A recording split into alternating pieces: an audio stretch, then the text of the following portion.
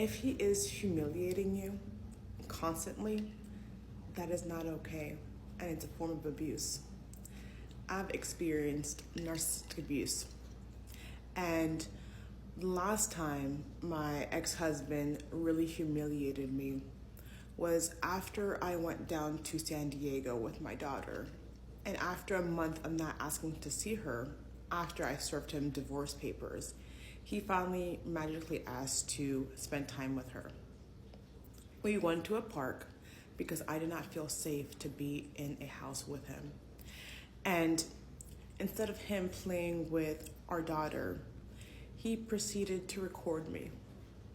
Mind you, my anxiety was already on 10 because I was scared of him. He recorded me and threatened to call the cops on me if I didn't return our house keys because he claimed that he removed my name from the lease. I tried to call my leasing office to find out if it was true, but no one answered the phone, and under the threat of having the cops involved, I caved in. He proceeded to verbally assault me as I was walking to the car, and it was so bad I just grabbed my daughter because I was afraid that he was going to take her away from me, and I drove back down to Maryland. He showed this video to his family, and his cousin, who was my friend at that time, called me a liar, said that the abuse that I experienced at his hands were lies. I didn't finish reading the text message because it was too hard to read.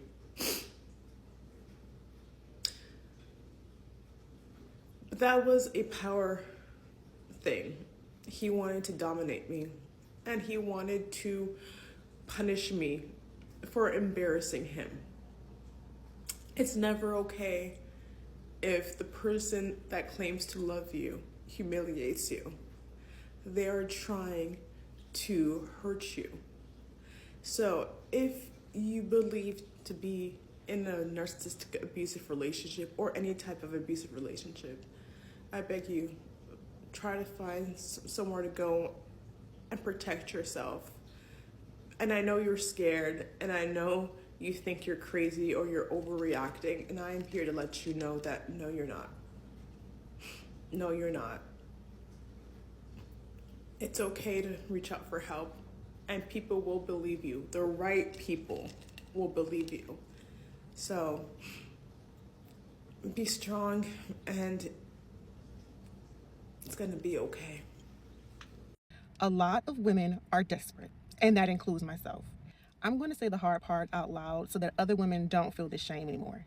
Not desperate in the traditional pick-me-sha, me, pick me type way, but desperate as in you're desperate for it to be your turn. Many women, including myself again, we have been desperate for us to have our happy ending. The ring, the man, the family, the wedding.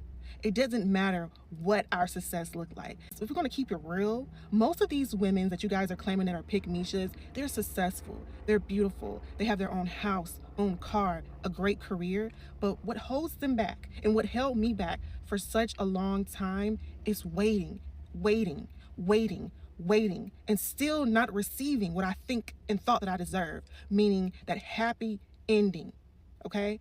That's where we start to get desperate. That's where we start to panic move. And now we're just dealing with someone that we shouldn't even be dealing with. They're not even in our tax bracket if you want to keep it a buck, okay? But I want people and other women and men to know, the women who have moved in, not so great ways, who have picked guys that have not been so great for them, 9 out of 10, they're just desperate for it to be their turn. That's it. It's very hard to sit and wait when you're lonely. Society has made it seem as though no matter your success as a woman, if you don't have the ring, you're a failure. Come on.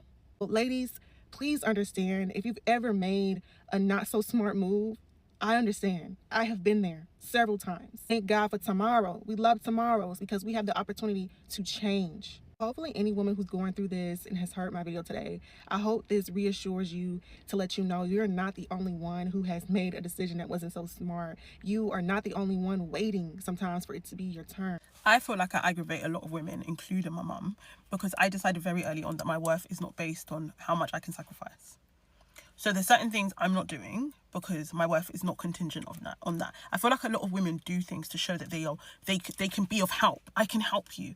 I can cook for you. I can clean for you. Look at what I can do for you. Look at how much time I can take out of my day to do this for you. And I'm just like, yeah, I'm not doing that. I'm not. Like, I've got something else to do.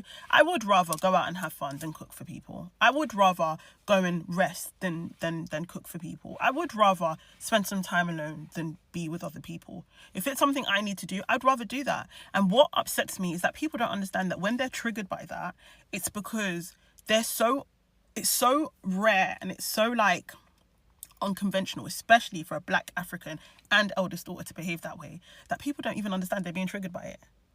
Like, I'm not doing this to prove a point. I just have decided that my worth is not based off of that. I will help when I can and where I can. I'm a child of God. I know that helping others is important, but I'm not going to help you at the detriment of my own life. Does that make sense? Like, I will be of assistance, of course there will be times where I will put people before myself.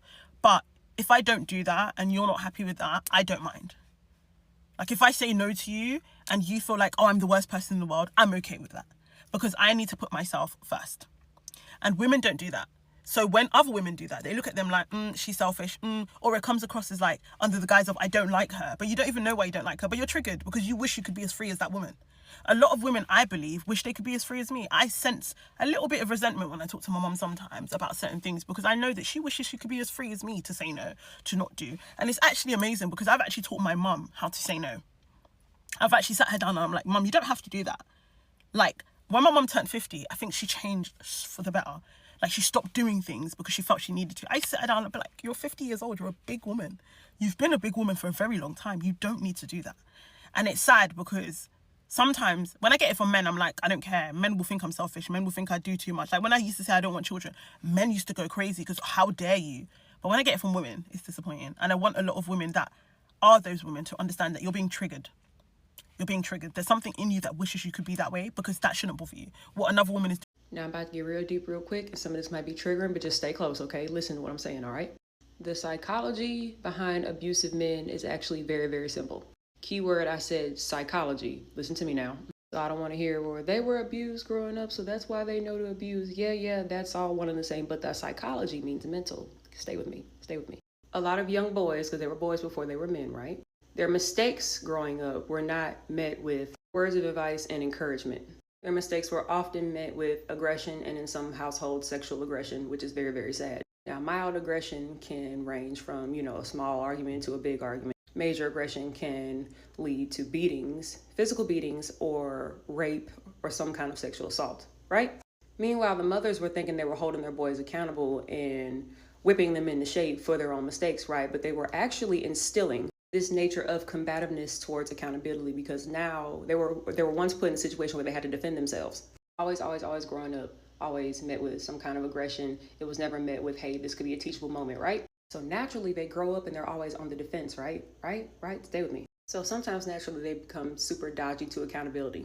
They're used to someone always telling them they're fucking up and not doing well. So even then, when they get in a relationship with a woman that is going to hold them accountable for their actions, whether it's met with encouragement or they don't even have to know what it's met with. They only know to defend themselves. They couldn't put their hands on their mother or their father, so they're going to put their hands on you. And physical abuse is nothing but more of a method of control. If I can hit her or emotionally manipulate her every time she tells me that I'm not doing something right, she'll stop saying that I'm doing things wrong and everything will be fine. Control. That's the answer. And ladies, don't continue to talk to a man who continuously tries to humble you and belittle you. You know what I'm saying? Always having a smart ass remark. Because it's definitely a sign that he's insecure and a piece of shit. And do not let that shit slide. Because that's truly how he feels about you. And he want to bring you down to the piece of shit level that he on. Just insecure and mad at the whole world. 9 times out of 10, you operate on a higher level of vibration than him anyways, and you're most likely more happier with yourself than he is. Don't ever let nobody dim your light just because they not happy with themselves. And 9 times out of 10, it's not going to get any better because he's unhappy with himself. Let him go deal with his own problems, and you go find you somebody that love you for you.